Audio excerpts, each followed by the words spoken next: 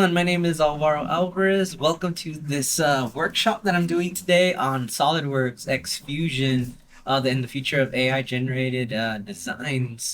Um, I'm with the Creat'R Lab. My job title is Innovative Media Librarian here.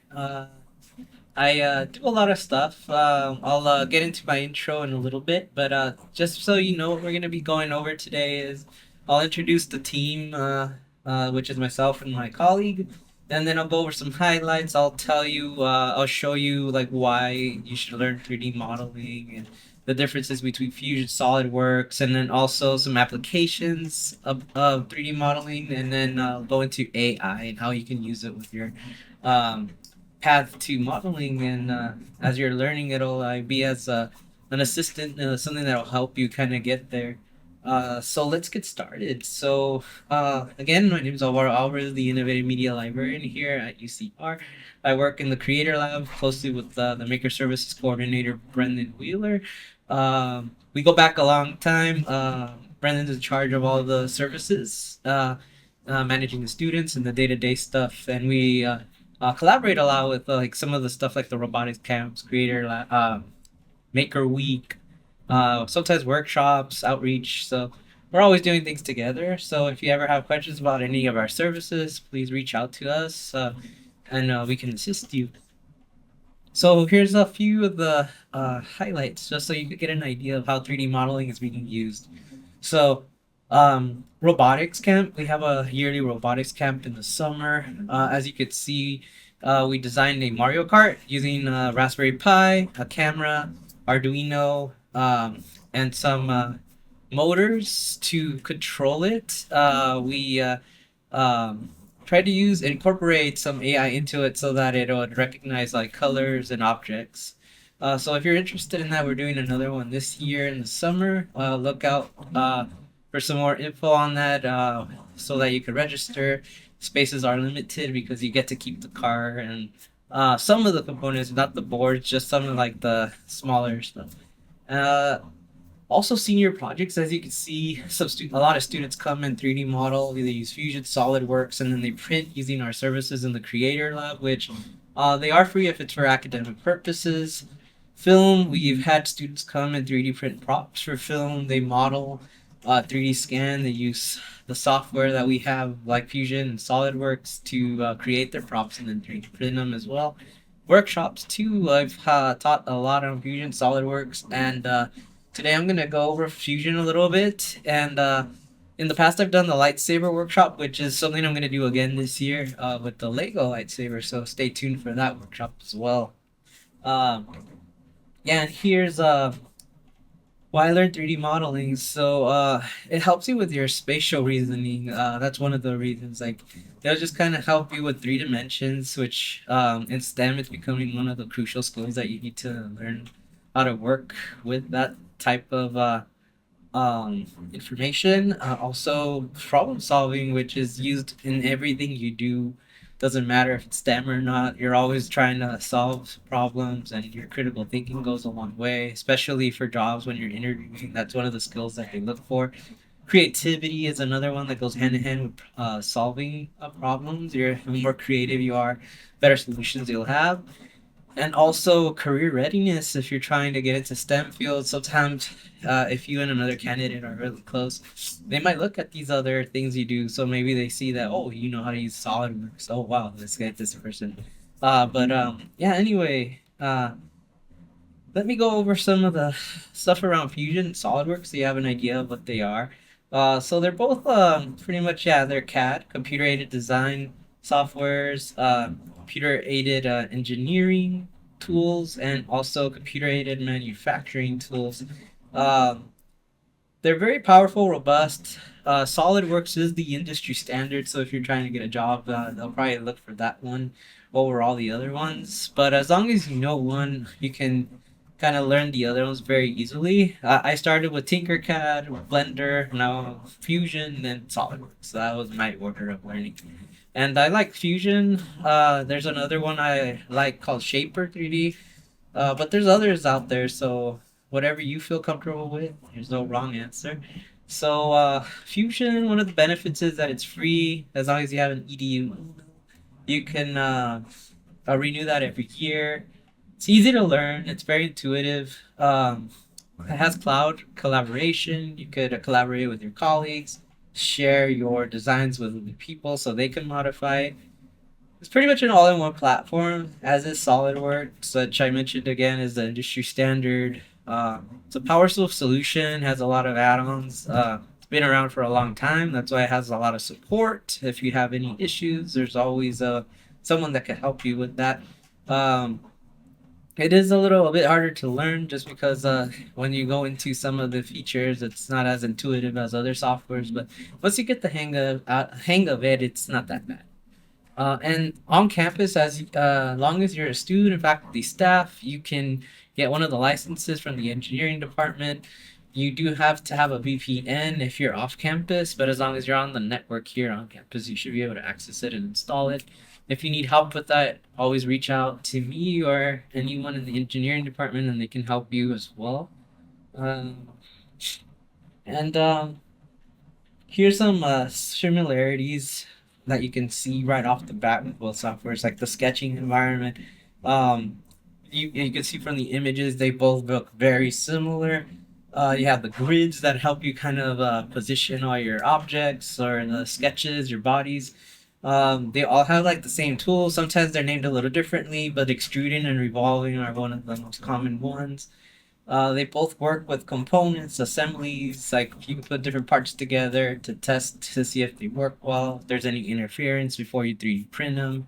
You can work with the tolerances really well. They both have the design tree on the left, so as you're designing your sketches, your bodies, your components, they'll start populating on the left. You can rename them, keep them organized in groups, and then you have like a timeline too in sorry about that. My sensor for the light always goes off. But yeah, you have like a timeline. You can always go back and fix any issues you had, or like if you haven't wanted to change the measurement on something, it'll like automatically correct everything going forward from that timeline. Uh, so applications again, like I've mentioned a few times. One in academics, you have your engineering projects where you either for a class or senior project you have to design something, 3D print it. Visualization, especially in science, if you want to create a visualization of like a mechanical object or anything, you can 3D model it and create that. Architecture too, for visualizing buildings before you create them, it's used for that as well. Entrepreneurship, prototyping, rapid prototyping, especially with 3D printing, you can model it and print it real quick with PLA and see if it works, and then ship it out to get mass produced. Product visualization, like I mentioned before, like if you want to market it or create some flyers or a video around your product, you can 3D model it and then render it out. Custom manufacturing, you manufacture your own parts and pieces, you can create your own molds and make your own products.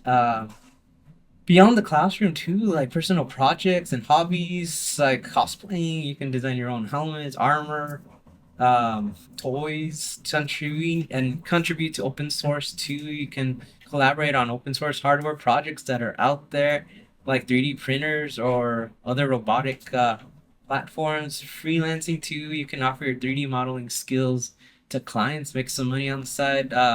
For product design, visualization, and prototyping, like I've mentioned. So here are other softwares that you can use. So Onshape is one that's very popular. Tinkercad as well. Shaper 3D, I use that on my iPad.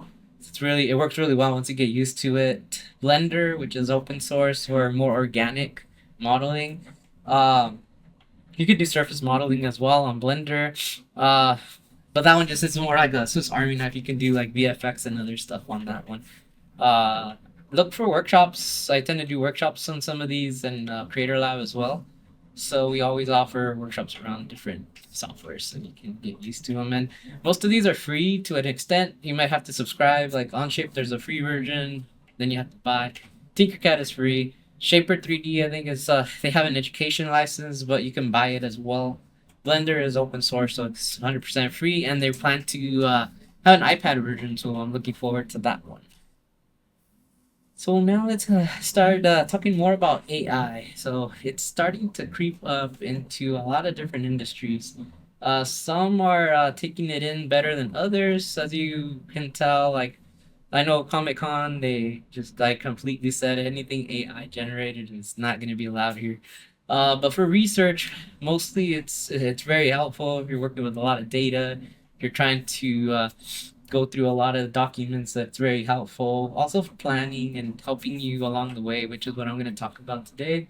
So it should be seen as a complementary to you, like kind of like an assistant, rather than just like a replacement. It could generate like ideas really quickly, but it's not 100%. Like all the measurements won't be there. Some of the topology will be off. So it won't be something that you can just do and it's ready to get manufactured and used in the real world. It does enhance your creativity and it removes that friction of beginning a design. So the way I use it is I create like reference images so that I can start modeling, or I'll create a base model where I can just start from instead of starting from scratch. So and it enables you to learn, perform the tasks a little quicker. With generative AI design, which is how a lot of the models are being made. There's a lot of softwares, and I'll show you some in the next slides. So with auto generation, you use images or text based. You could describe the object you want. Like you could say, I want a 3D model of a computer chair with a round back that's 3 feet tall, with wheels. The more specific you are, the better. Um, you can also draw it out by hand or use images, take a picture of something, and it'll generate it for you. Um, Most of them are free to a certain extent. Like I use Meshi, but if you want to unlock the more powerful options, you're gonna have to like pay a monthly, maybe $20, $50, depends on the platform. So, yeah, generative AI, like it says on the slide, is a type of artificial intelligence that creates new original content, such as text, images, or music, other stuff, by learning patterns from existing data. So that's very important to know. It's trained under like, existing work from other people. That's where you need to be very careful that when it's generating something, you're not using someone else's work. And How AI can be used with SolidWorks and Fusion, Blender, or any of your favorite softwares. One, you can generate models or reference images. Like I mentioned in the previous slide, I'll show you an example too, but I can go into like Gemini and say, can you give me a reference image of this piece from the front, side, top, back view, and it'll give me those images so I can bring them into the software to start modeling.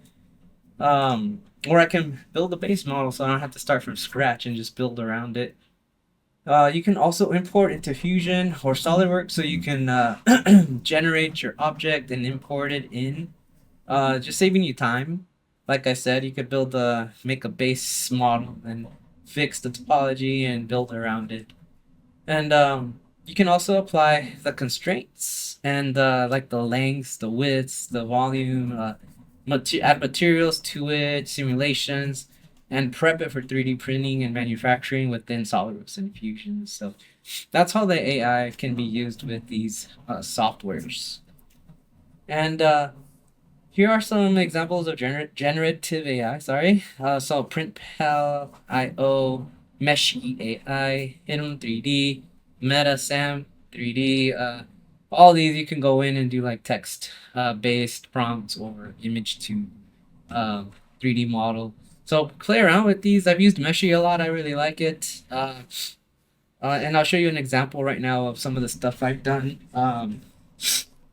But yeah, just to conclude the presentation here, text to 3D and image to 3D they're not just trends. They're here. Like it's getting better and better. Even Fusion is starting to incorporate um, some AI into its workflow and SolidWorks as well. It's the next stage in digital design and manufacturing. They'll empower you to create without needing like years and years of CAD experience. So it's for all levels, hobbyists, to people that are more advanced. Um, so the only thing, like I mentioned before, is just be mindful of other people's work and copyright issues. You don't want to get someone else's model generated and like sell it. That's unethical, and you could get in trouble. So yeah, try to make sure that when you're modeling, it's like original work. Remember, it's an assistant more than just taking over the entire process for you.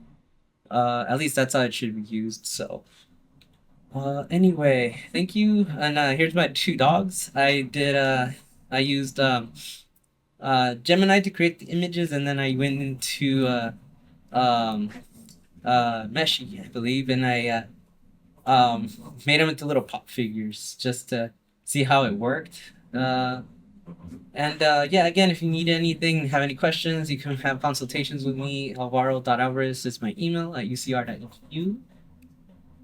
And here are some links to our website, and follow us on Instagram to learn more about some of the services that we have and upcoming workshops. And today I'm going to go into Fusion. I'm going to show you how to build this. It's a uh,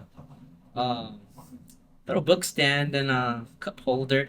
So it's very simple design. I'll use it so that I can explain how the interface is and how you can use it. And then if you want to try this, you can make your own and print it. And you can use it to hold your drink, a plant, and your book. So you can keep track of your pages. So let's go ahead. Let me show you really quick. That's Fusion. Uh,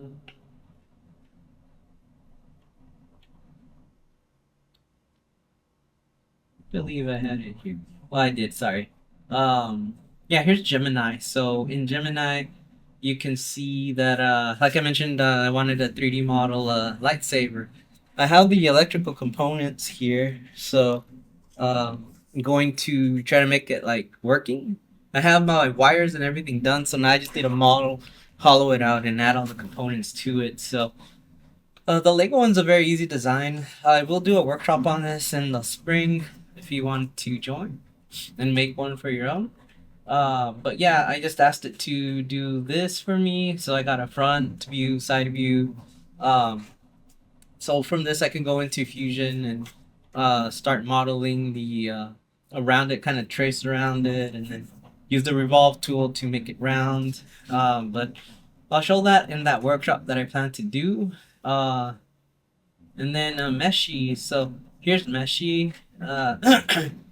So you could see there's a lot of different things you have here. Let me see. You have image to 3D, text to 3D. Yeah, so this one you just drag an image, and you could see. I tried to make the what I'm going to show you how to do in Fusion. I just brought in a picture of it that I took, and you can see it's like pretty close. It's not 100% there. The circular part, I thought it was oval based on the picture because it looks a little ovalish in the picture. But I mean, easy things you could fix. So if I wanted to kind of use that, and then I would bring this into like Blender or another CAD software, and I can fix some of the abnormalities in it or add more stuff to it. So, um, but yeah, you could see. Let me see. I was trying to make a donkey. I drew a cartoon donkey, and then I put in the image in here, and did a pretty decent job of making the model.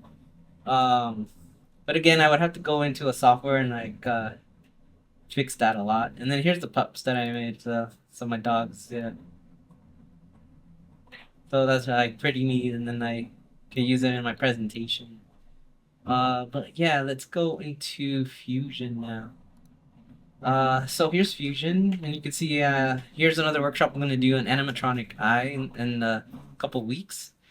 So with this, you can design all your parts. You can maneuver around.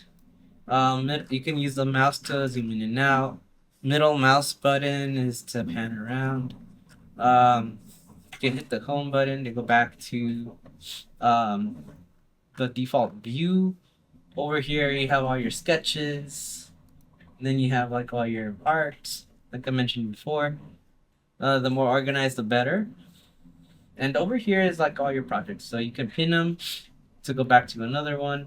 You can do new project, which I can do that. It'll create a new folder. So I could do workshop. Then I could go into that one and create a new drawing. Let's say there you go. And then I can go here. Let's see. I could go to file, new design, and then let me see. Let's model that. Have the dimensions right here. So it's just 150 millimeters all around. So, like I said, this is how you can maneuver around. Zoom in and out with the mouse, middle button. You can pan around. Over here you have all your tools.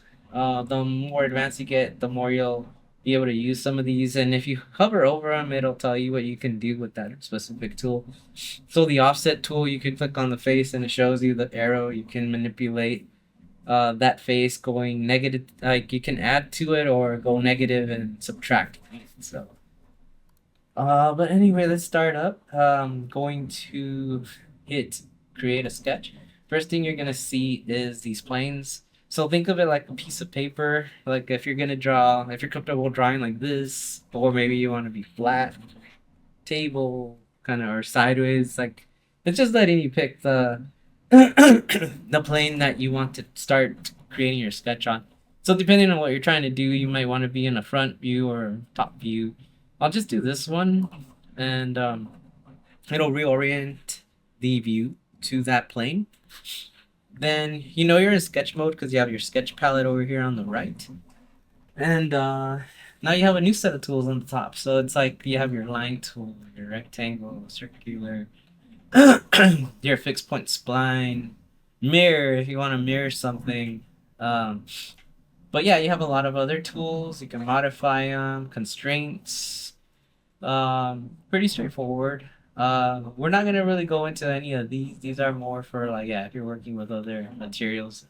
But for now, yeah, let's draw that triangle. So if I click on the line, I can go here. You can start anywhere, and as you move around, it kind of clicks into place. Left click will anchor it. Then you can go, and then I said it was 150, so I could just type 150, hit enter, and that's the length.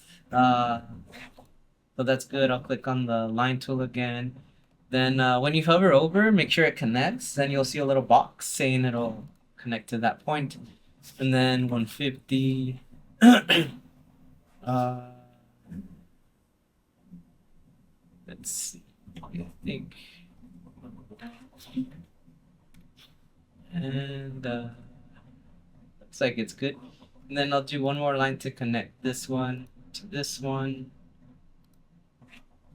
And that one's not, it says it's 100, so you can always use the sketch dimension tool. Click on that, and then it lets you add a new dimension. So I could just do 150, hit enter.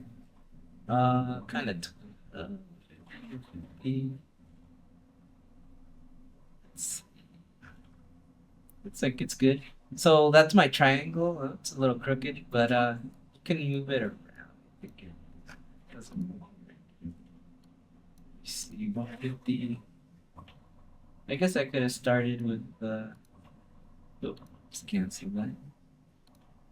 I guess this is fine. If I wanted to start over though, you can just Control Z it. Like as you see, if you wanted to start down here, that might be more helpful. So you can go like that, or you could just draw it out and then do all the constraints. So I'll draw it out first, sketch dimension, and I can do that. 150, hit enter, then 150, enter, and then click on that line and 150. So from there, what I can do, I guess you could use the offset tool, or you could just draw another triangle within and make it 20 from this, 20 millimeters. Let's see. So you could just do that just to keep it simple. So I'll draw like the line here, and then I'll draw it that way. Connect it, and that's the inner part. Again, sketch dimension from here to here. I want it to be, let's see what 20 looks like. There you go, 20. You could do 10, 15. I think they all would work. Then I want to do a sketch dimension from this one. And then I could do 20 as well. See what that gives.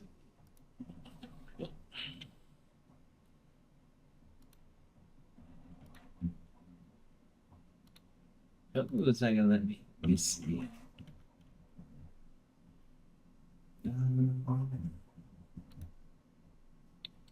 Let's click on this. So I'll do that.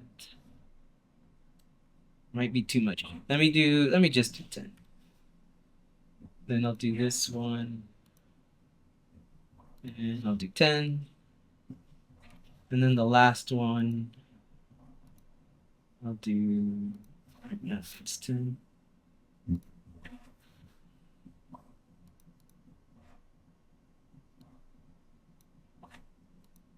Nope. Control Z. It's not letting me. Let's see. Try it again.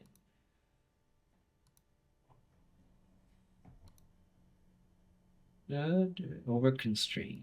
Oh, okay. Might not let me. So, um, you see. Let's do it the other way because it's doing that. Let me delete this. Okay. So let's do offset. And then I'm just gonna do this. Yeah, this is a better way because if not, we're creating that constraint. So I'm just gonna move it in, and it shows you the in millimeters. So that's 16. It just depends how thick you want yours. I think mine was 20, so just get it as close to 20 as possible. Left click, and then I mean, if you want it at exactly 20, you can do that. And then I'll hit OK. So now I have my sketch of that. If you wanted to add that coaster piece, you can always just use the rectangle tool and kind of draw it out on the side. Yeah, so it depends how big your cup is, and yeah, and it depends on what you want here as well. So right now it's 18. You could do 20. Actually, I'll just keep it as because it's lined up with that line. But you could play around with it. So let's say I wanted to extrude this piece or both pieces. All you have to do is click on them, left click them, and then you see how they turn blue? That means they're selected. You don't want to select this one because then it would include that in your extrude. To do an extrude, you can just go up to solid in the top, hit extrude, or E is the shortcut. And then again, you just want to select, and you see they're all blue. You want a new body. Everything pretty much you want to keep the same. You just want you can do one distance to an object if you had other objects that you wanted to extrude to. You can also cut, intersect, and do all that stuff. But for now, we're just doing a new body, so it creates a new one. And then if I move over to this angle to view, you can see I can create a solid now. And then just depends how thick you want it. I'll leave it at 120 millimeters, hit OK. And yeah, you see I created that same design. It's nice and straight. If you wanted to add things like the hole for the coaster, click on the plane that you want to draw on. Go to new sketch again, create sketch, I mean. I'll hit my middle mouse button to pan out. Then you can use the circular tool. Let's see. So that's the center. If you don't know where the center is, you can just move this along, and then when it hits that, you'll see a little triangle, and then it's pretty good about telling you where the center is. So yeah, so it looks like it's around here. And then yeah, you can draw your circle. You can then go to solid again, extrude, And then this time we want to cut. So we're going to go down into negatives. Negative 10 millimeters. We could see we'll still have some space. So it doesn't go all the way through unless you want it to go all the way through. But I'm just going to keep it at that, a 10 millimeter cut, and then hit OK. And now I have a little place for a drink. So yeah, you see how it's not that hard to start designing. And if you have the image, like I'll show in the workshop for the Lego, you can insert like the image here, and then you could see in that image how they use the image to kind of reference it to create the car. In this case, I didn't need it. It's just very simple. But yeah, if you have any questions, let me know. That was just a simple design. And in SolidWorks, it would be the exact same procedure. You would go to Sketch, select the plane. So it would, yeah, create a sketch, select the plane, and then exact same thing I did. Use the line tool in SolidWorks, create the triangle or the L, kind of L piece here, and then hit extrude, and then you would have the same thing created for you. And then let's say I want to 3D print this. So okay, so like I just go to File, Export, tell it where I want it, name it, and then STL file would be the one you would use to print, and then export, and then you can use our 3D printing services to print, or you could use your printer and your slicing software to bring in the STL, and then you can always do more modifications there if you need to scale it down, cut it in half if it doesn't fit your bed, or do any of that. But anyways, thank you for joining me today. For those of you that went to the workshop, thank you for coming. If you have any questions, feel free to email me at alvaro.alvarez@ucr.edu. I'm always here to help. I do consultations where I could teach you how to 3D model, go over workshops. If you go to our YouTube, I posted a lot of different workshops there. If you have any questions on those, feel free to contact me. Also, I will be releasing a certification course for Blender. You will get a LinkedIn badge and a certificate you can print out at the end of the course. You'll learn how to 3D model a character, rig it, add texture, and also animate it. So that'll be a fun one. And I'll have more certification courses throughout the quarters as well that you can take, build up your skill sets. And always feel free to visit Creat'R Lab to use any of the equipment, Robotics Lab if you're interested in animatronics, electronics, like Raspberry Pis, Arduinos. We have a lot of cool stuff. Thank you, and yeah, I'll see you at the next one.